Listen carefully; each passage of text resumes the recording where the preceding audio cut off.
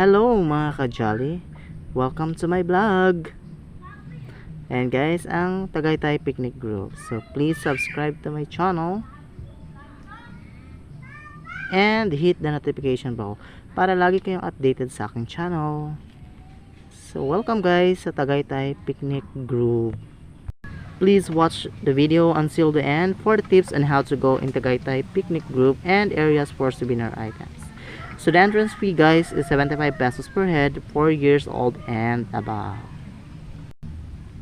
So for the cottage rate, table 150 pesos, picnic huts 250 pesos, family shed 400 pesos, and the pavilion is 600 pesos guys.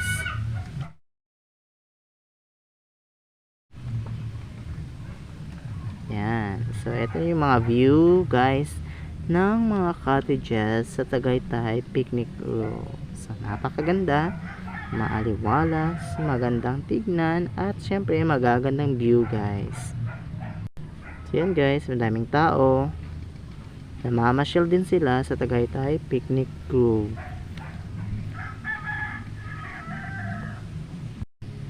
So friends, ito ay good for birthday celebration or for family trip. At syempre, it is also a nice place to relax. Perfect din ito guys for friends outing, at the same time best for family bonding. So ayan na nga guys, makikita nyo ang view ng Taal Volcano. Ayan siya guys. So isa rin to sa magandang nakaka-attract na lugar, at makikita natin ang view ng Taal Volcano. At sa paglalakad ko nga guys, ito maraming tao ang nagpipiknik, magkapamilya, magkakaibigan. Ayan sila guys. Ayan. Yung iba ay nagpipicture taking, naglalakad kagaya ko.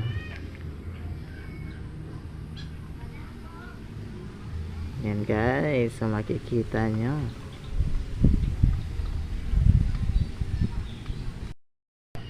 So photo op naman tayo guys, hindi lang tayo lahat video. So syempre kumuha rin tayo ng mga pictures para sa mga magagandang tanawin ng Tagaytay Picnic Group. So ayan na.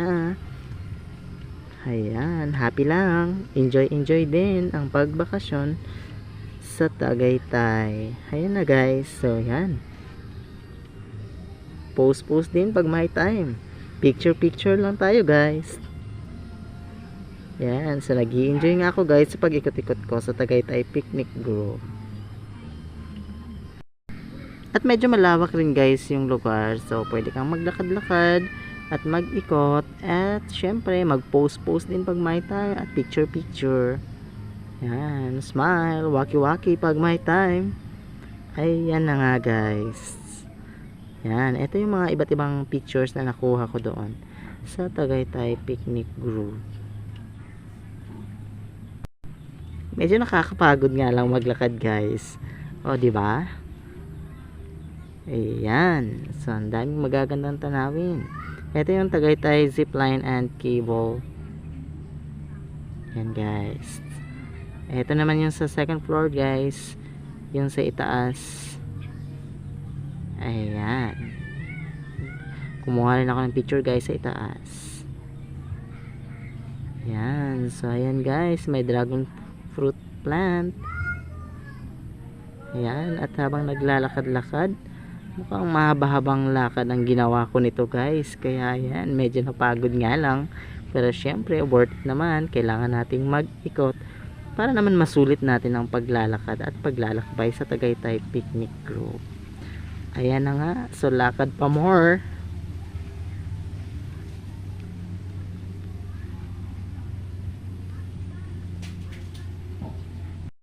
So ito naman guys yung cute bridge na ginagawa doon. So ayan, inaayos pa lang at ginagawa, pero syempre ayan, naglakad-lakad lang muna at mag-post tayo. Ayan guys, sa patuloy lang sa paglalakad at pag-iikot sa Tagaytay Picnic Group. So mapapansin nyo guys, maganda at maraming pine tree. Sika nga ang Tagaytay is malabagyo rin siya guys, dahil sa mararaming pine tree. Ayan, so video lang tayo guys at maglakad-lakad. Ayan siya. At yun na nga guys. So talagang maganda dito guys. Parang i-ready mo lang yung paa mo sa paglalakad at pag-ikot-ikot.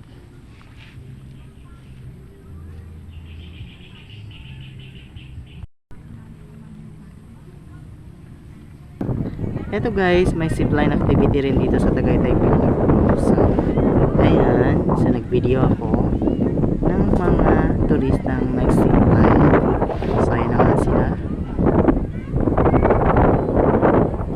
Naghahanda na. Ayan, go!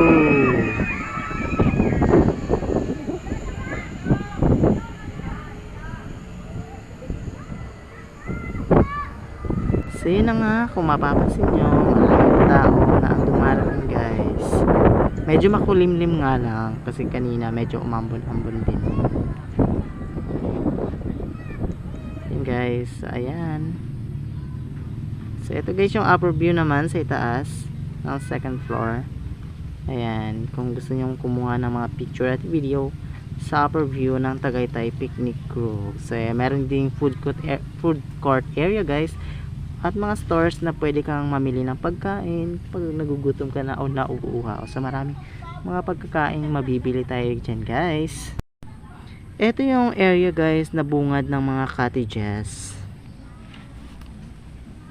So ayan, paparating pa lang ang ibang mga tao at dumarami na nga guys. Ayan ang mga cottages view guys. So napakaganda talaga ng area.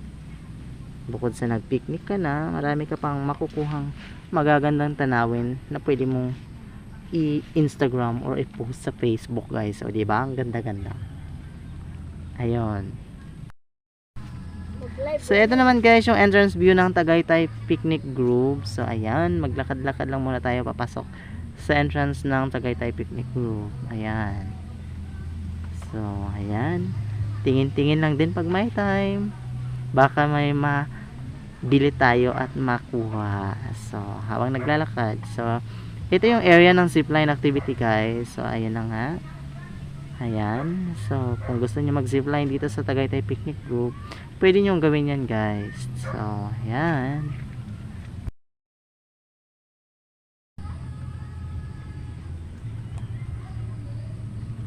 So for stores ng mga souvenir items guys, meron din dito sa Tagaytay Picnic Grove sa pinakabungad ng area na ito guys. So ayan, maraming mga products na mabibili dyan guys, lalo na yung may mga tatak ng Tagaytay. So kung paano nga pa pumunta dito guys, from Olivares Rotonda, magsakay lang ng jeep papuntang Calamba or may signage na People's Park at sabihin lang sa driver na ibaba kayo sa Tagaytay Picnic Grove.